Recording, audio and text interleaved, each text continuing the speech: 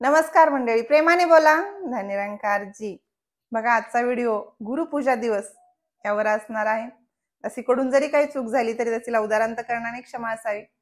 बघा, 23 फेब्रुवारी 1954 या दिवशी युगद्रष्टा बाबा हरदेव सिंहजी महाराजांचा जन्म झाला आणि म्हणून 23 फेब्रुवारी आपण सगळे गुरुपूजा दिवस म्हणून साजरा करतो। बघा, अगोदर सत्संग मध्ये मोठा सत्संग व्हायचा बाबाजीच्या जन्मदिवसानिमित्त आणि या गुरुपूजा दिवसानिमित्त मोठा सत्संग व्हायचा आणि बाबाजीचा जन्मदिवस साजरा केला जायचा। पण बाबाजी म्हणले, हे झालं आपल्या आनंदासाठी, पण समाजाला आपण यातून काय देऊ शकतो। आणि त्यामुळे बाबाजीने तेव्हा सांगितलं की प्रदूषण अंदर हो या बाहेर दोनों हानिकारक है। या सत्संग मधून आपण आतलं प्रदूषण तर कमी करतो, मनाचा मळ धुवून काढतो, पण त्या समाजासाठी आपण काहीतरी केलं पाहिजे। म्हणून सद्गुरू बाबा हरदेव सिंहजी महाराजांनी त्यावेळेस स्वच्छता अभियानाला सुरुवात केली आणि तेव्हापासून आपण रेल्वे स्टेशन असतील, बस स्थानक असतील, सरकारी दवाखाने असतील, मंदिर परिसर असतील, असे सगळे काही सार्वजनिक ठिकाणं दरवर्षी आपण स्वच्छ करत आलो। आपल्याला सगळ्यांना माहिती आहे या गोष्टी। आणि यावर्षी आमच्या जिल्ह्याला तेर या ठिकाणी संत गोरोबा काका यांचा मंदिर परिसर आणि तसंच नदीचं पात्र स्वच्छ करण्याची सेवा लागलेली आहे। दासी सुद्धा जाणार आहे। बरेच महात्मे तिथे येतील, त्यामुळं जमलं दासीला तर व्हिडिओ करण्याचा नक्की प्रयत्न करेल, अनुमती असेल तर। बघा, आता वळूयात गुरुपूजा दिवसाकडे। आता बाबाजींनी आपल्याला हे स्वच्छता अभियान करायला सांगितलं, ठीक आहे। आता जर गरजच वाटली असती तशी सद्गुरूंना स्वच्छता अभियान करायचंय तर फक्त मंडळापुरतच मर्यादित ठेवलं असतं ना, की स्वतःचे सत्संग भवन स्वच्छ करा, जे काही सत्संगसाठी मर्यादित आहे तेवढं स्वच्छ करा। मग सद्गुरू बाबाजींनी आपल्याला हे असे सार्वजनिक ठिकाणं स्वच्छ करण्यासाठी का सांगितलं असेल?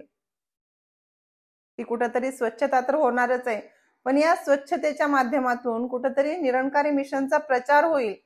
आणि निरंकारी मिशनचा प्रचार म्हणजे काय, असं काही वैयक्तिक आपला प्रचार करण्यासाठी तिथे नाही जायचं आपल्याला। हे जगाच्या कल्याणात संतांच्या विभूती कशासाठी म्हटलेलं असेल? अहो, या जगाचं कल्याण कशामध्ये आहे? हे काही स्वच्छ करण्यामध्ये जगाचं कल्याण नाही, पण या माध्यमातून कुठेतरी लोक इकडे आकर्षित झाली तर त्या लोकांना निदान हे ब्रह्मज्ञान मिळालं ना, तर त्यांचं कल्याण होणार आहे। मग कुठेतरी लोकांनी सत्संगशी जुडावं, आपण प्रत्येकापर्यंत पोहोचायचंय, हा माझ्या सद्गुरूचा आठास आहे। मग कुठेतरी मला तिथे गेल्यानंतर व्यवस्थित राहिलं पाहिजे। लोक मला बघतायत, भले आपण लोकांना बघत नाहीत, पण लोक आपल्याला खूप बारकाईनं बघतायत।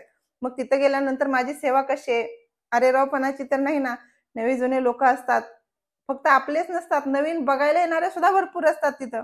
मग आपण तिथं सेवा करत करत काय बोलतो का, आपली भाषा कशी आहे, हे प्रत्येकानं माझं निरीक्षण करायचंय का। तर आपण जर तिथं सेवा करत असू, घाण असेल, आता सेवा घाण आहे म्हणून तर आपल्याला स्वच्छ करायचंय ना, मग ती स्वच्छ करत करत आपलं बोलणं काय असेल, आपली भाषा काय असेल, की बघा किती या लोकांनी घाण केलंय, आम्ही तिथं स्वच्छ करायला आलो, आम्ही असं करतो, आमचं मिशन असं करतं, आमचा सद्गुरू आम्हाला अशी शिकवण देतो, ही लोक असंच करतायत तसंच।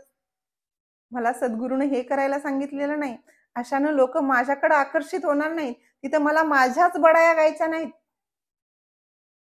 दासीचा सांगण्याचा उद्देश समजून घ्या, की आपल्याला या लोकांपासून आपण वेगळं आहोत असं दाखवून द्यायचं नाही जगाला। आपण त्यांच्यातलाच एक हिस्सा आहोत। कुठेतरी आम्ही ह्या सद्गुरूशी जुडलोत आणि सद्गुरूंना आम्हाला जे कार्य करायला सांगितलंय समाजाच्या हितासाठी ते आम्ही करतो। फक्त एवढंच दाखवायचंय आम्हाला कुठेतरी तिथं आमचा मोठेपणा गाजवायला जायचे नाही। असं सद्गुरूची जी शिकवण आहे ना, ती मला आचरणात आणायची। आणि ह्या गुरुपूजा दिवसानिमित्त आपण बाबाजींनी आम्हाला जे काही शिकवलंय ना आजपर्यंत, आम्हाला ते आठवायचंय, आम्ही जर विसरलो असू तर। आणि ते आठवून आम्हाला आमच्या आचरणामध्ये ते उतरवण्याचा प्रयत्न करायचा आहे। माहितीये बाबाजींना, बाबाजी जवळ जाऊन कुणी तक्रार जरी करत असेल ना एखाद्या व्यक्तीबद्दल, तर बाबाजींनी सांगायचं अच्छा, म्हणजे बाबाजीचा तो शब्दच होता।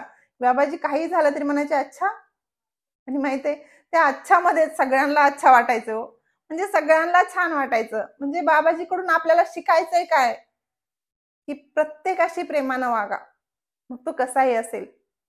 मग आज माझी भावना ती होते का? नसेल होत तर मला करायची गरज आहे। बस आज सद्गुरू काय काय करत होते आपल्यासाठी, सद्गुरूंना आपल्याला छोट्या छोट्या गोष्टीतून काय शिकवलं, आपल्याला सगळ्यांना माहिती आहे। बाबाजींचं एक उदाहरण, की बाबाजी एका महात्म्यांच्या घरी चरण लावण्यासाठी गेले आणि तिथे गेल्यानंतर सोफ्यावर बसत असताना एक टेबलाचा खिळा बाबाजींच्या पायाला लागला आणि तिथून रक्त येऊ लागलं. बाबाजी टिश्यू पेपर घेत होते. सेवादांना सुद्धा वाटायचं की नेमकं काय झालंय. पण बाबाजींनी कुणाला सांगितलं सुद्धा नाही की असं लागलंय म्हणून सुद्धा. बाबाजींनी टिश्यू पेपरला पुसून ते खिशात घालून बरेच टिश्यू पेपर खिशामध्ये घालून ठेवले.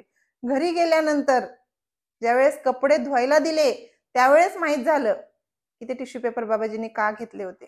त्यावेळेस बाबाजीला आग्रह करून विचारलं गेलं, वारंवार विचारलं गेलं. त्यावेळेस बाबाजींनी उत्तर दिलं की दासनं जर त्यावेळेस सांगितलं असतं की दासच्या पायाला खिळा टोचला आणि त्यातून रक्त यायलं तर तिथल्या महात्म्यांना किती त्रास झाला असता, त्यांचं किती मन दुखावलं असतं की आपल्या घरी सद्गुरू आले आणि त्यांना आपल्या घरी जखम झाली.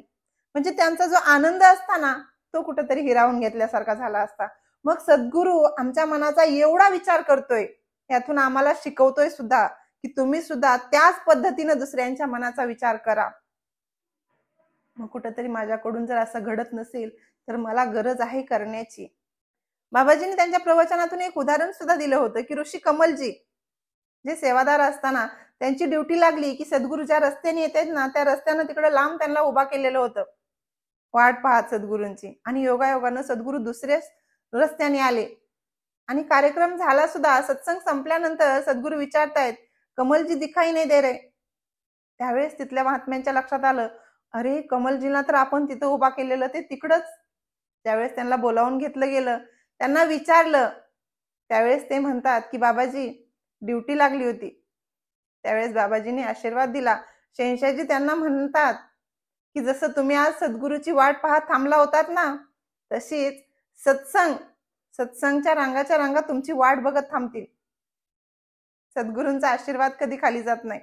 आणि बघा, विचार करण्याची गोष्ट आहे. ह्यातून मला सद्गुरूंना सांगायचंय काय, सेवेला मला एवढं महत्व द्यायचंय. मला एखादी सेवा सोपवली ना तरी मला ती तितक्याच निष्काम निरीक्षित भावनेनं करायची. मग तिथं त्यांचा अट्ठास होता का की सद्गुरू तिकडं मी इकडं, मला सद्गुरूचं दर्शन नाही काय. आज सुद्धा आपण समागम मध्ये बघतो की कित्येक तरी सेवादार महात्म्यांना पंडाल पर्यंत जाता सुद्धा येत नाही, सद्गुरूंचं दर्शन सुद्धा घेता येत नाही, इतक्या लांब त्यांची ड्युटी लागलेली असते. सद्गुरू म्हणतात ना की सद्गुरू देह का नाम नहीं है, सद्गुरू होता ज्ञान है. मग हे ज्ञान, हे ब्रह्मज्ञान, हा निराकार सदोदित माझ्या समोर आहे, माझ्या अंगसंग आहे. मग मला सद्गुरूच्या देहाच्या पाठीमागं पळण्याची सुद्धा गरज नाही. यातून सद्गुरू मला बऱ्याच काही गोष्टी शिकवून जातात. गरज आहे आम्हाला शिकण्याची. असो, जशी या गुरुपूजा दिवसानिमित्त आपल्याला एवढंच सांगेल की सद्गुरू बाबाजींनी आपल्याला जी काही शिकवण दिली आहे ना, फक्त आपल्याला ती लक्षात ठेवून आपल्या आचरणात आणायची. नुसतं बाबाजीबद्दल छान छान शब्द बोलून काही फरक पडणार नाही. बाबाजी जे काही छान छान बोलत होते ना, तसं आपल्याला छान छान वागावं सुद्धा लागेल, नाही का. दासीकडून जर काही चुकलं असेल तर दासीला उदाहरण करण्याने क्षमा असावी. दासीचे व्हिडिओ जर तुम्हाला आवडत असतील तर आपल्या इतर सगळ्या सत्संगी बांधवांशी शेअर करत जा. व्हिडिओ आवडले असतील तर व्हिडिओला लाईकही करत जा. कमेंटमध्ये काही चुकत असेल, काही बरोबर वाटत असेल तेही सांगायला विसरत जाऊ नका. प्रेमाने बोला. धन्यरंकारजी.